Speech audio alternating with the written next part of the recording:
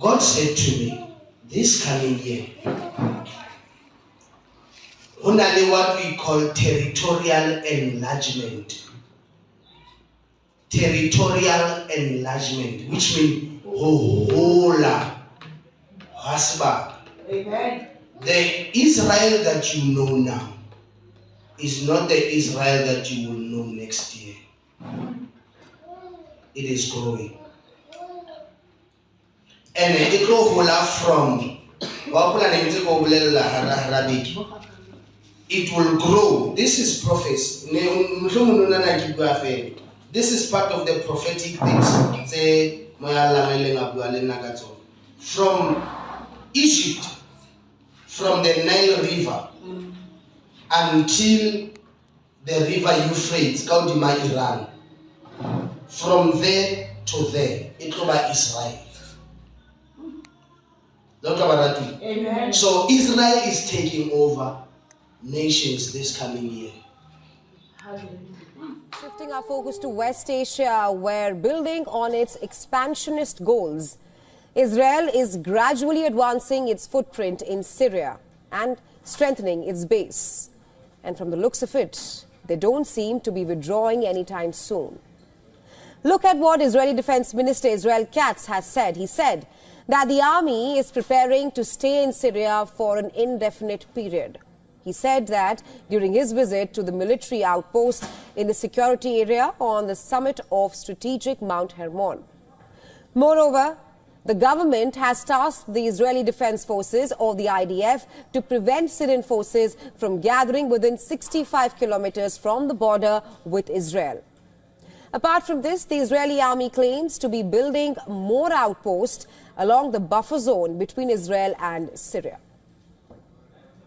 IDF is preparing to stay in Syria for an indefinite period. We will maintain security in the area and on Mount Hermon and ensure that all security areas in southern Syria are demilitarized and free of weapons and threats, while also protecting the well-being of the Druze community in the area. And going by its moves, it is as if Israel has had it all planned out, which it seeks to execute in stages, or if we can say phases. As a part of its primary target, Israel seeks to control the largest possible area of Syria and later segregate it into 3 regions that form what it calls its defense system. That's what Israel is planning to do. Let's tell you about these 3 areas now. Number 1 is the region extends from the peak of Mount Hermon to the Syrian-Jordanian-Israeli border south of Tiberias. This is important because it allows the army to monitor Damascus and the Bekaa region in Lebanon. The second region, closer to the borders, includes towns in southern Syria and is called the Security Zone. The third region, called the Area of Influence, it spans over 65 kilometers, bordered on the east by the Damascus-Suaida highway.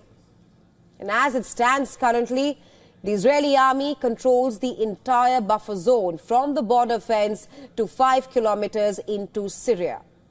3 IDF brigades are openly stationed there as well, and they are tasked with preventing infiltrations to Israel.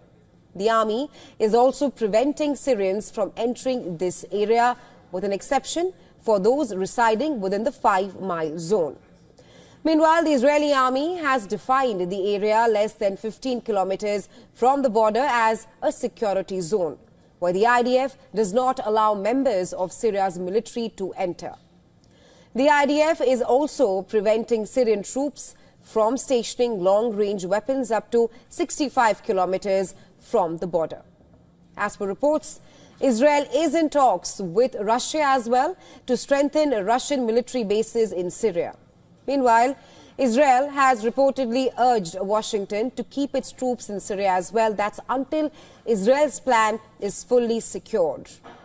Well, just for context here, since the regime change in Syria and the rise of Ahmad al-Shara, the IDF has carried out dozens of raids on military sites belonging to both the former and the current administrations in Syria, aiming to harm any attempt by the new regime to station its army near the border.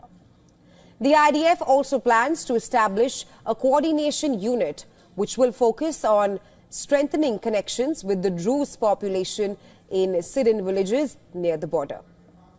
If you're wondering how, well, they say that they will allow the IDF-controlled Syrian Druze population, which is a community which Israel committed to defend, to enter and work in Israel in a phased manner. Not just that, the Israeli army has also said to be committed to improving infrastructure of the towns where the Druze population live.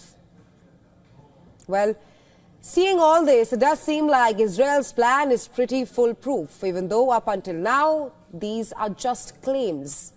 The moot question is, will Israel be able to strengthen its position in the Syrian soil?